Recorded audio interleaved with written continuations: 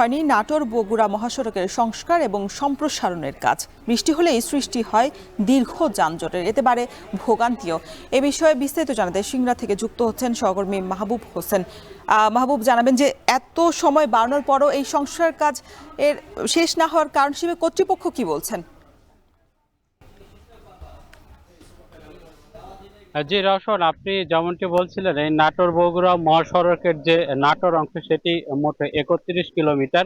এই 31 কিলোমিটার মধ্যে সবচেয়ে বেশি ভোগান্তি কিন্তু যে 16 কিলোমিটার রয়েছে, এই 16 কিলোমিটারের মধ্যে।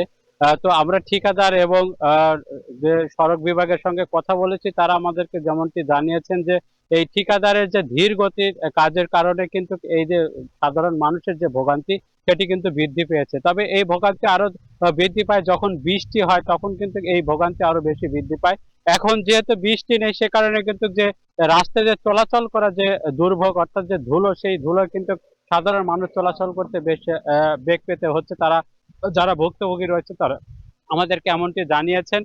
আমরা সড়ক বিভাগের সঙ্গে কথা বলেছি, তারা আমাদেরকে জানিয়েছেন যে এই ঠিকাদারকে বারবার চিঠি দেওয়া হয়েছে, কিন্তু তারপরে ঠিকাদার কিন্তু সেভাবে কাজের গতি বাড়ায়নি, এবং গতি না বাড়ানোর কারণে কিন্তু সড়ক বিভাগের যে নিয়ম অনুযায়ী কিন্তু সেই ঠিকাদারকে জরিমানা করা হয়েছে।